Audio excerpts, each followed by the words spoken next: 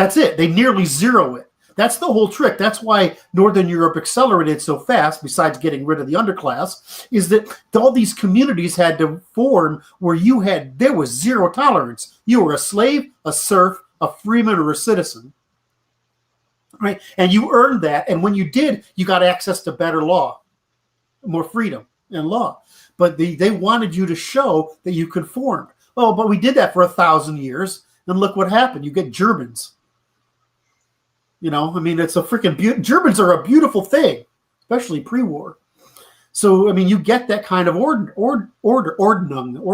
and everything. But people think about it as there's enough to go around if we don't have commons. No, there isn't. There's the total tax collection per person in this country isn't enough to redistribute. You can't make it enough to redistribute. You can, however, produce commons.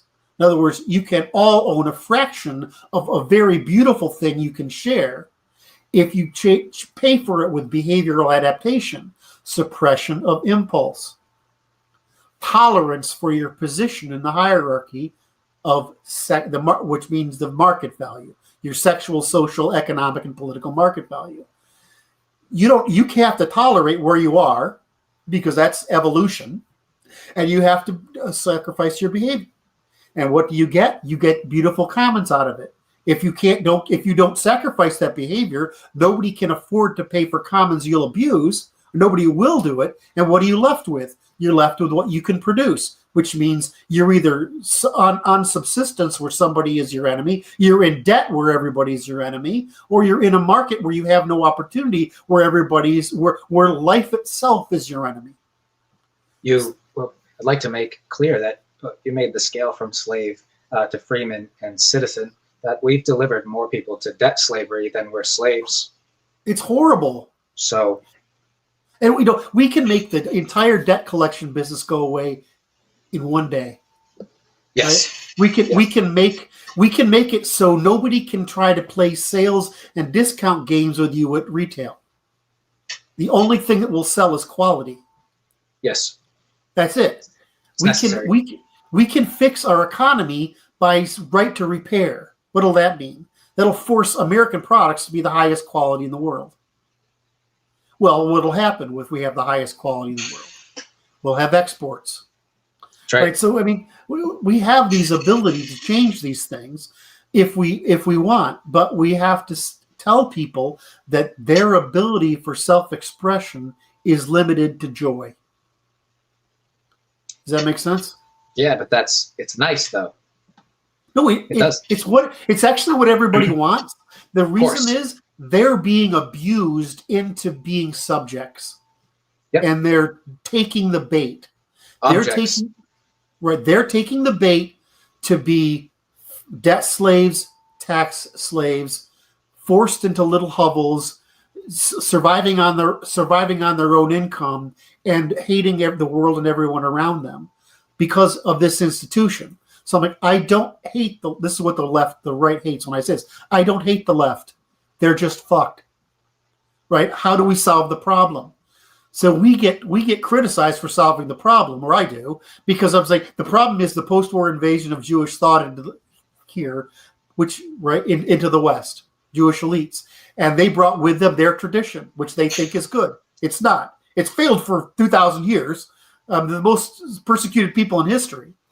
The Muslims brought their thing, and sure, it works. It also turns every civilization into ignorance, dysgenia, and ashes. So we have the solution. If you want to continue to drag mankind up, that's great. It's a really simple thing.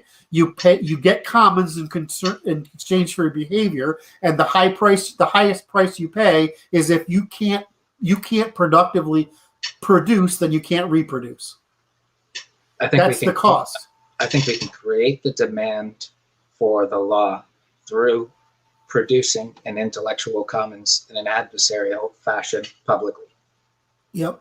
It's the only play that I can see, because the spreading of information happens the only one that will win. Social. Yeah, it happens through the social sphere. People, the herd globs onto it, as well as the elite, and we create a high and low and middle that work in synergy as opposed to against each other. or as opposed to pitting high and low against. Well, no, but yes, the thing is, trifunctionalism. We had the law to mediate, right? Correct. We had the law to mediate between the commercial, the faithful family, and the military state. And that's what mediates it, is that you have responsibility. The state has responsibility to the faith. The faith have responsibility to fight for the state. The commerce has the only right to conduct just transactions between all sides. That's fine. It worked. So what the left did is they came over here and they said this is oppression. No, it's not. Marx didn't love the underclasses. He hated the middle. The operation is, or I explain it as holarchic, meaning you can't have any autonomy at the expense of the group that houses you. Correct. And that eliminates parasitism between holons, the things that hold you. Yeah. And so now what we've got a state within a state, because we've got the media complex, the entertainment complex, Twitter and Facebook and Google, all owned by and operated by the enemy, who is trying to create a global state within this state and capture this state by doing it. So, I mean, again, if you're limited to testimony, reciprocity, and that includes testimony, and you're liable for everything you say, including a false promise, then these institutions would vaporize almost overnight, and we'd go back to having a few Walter Cronkite's who would testify honestly to the public because everybody else would be too afraid to say anything. It's all buttoned up. Anyway.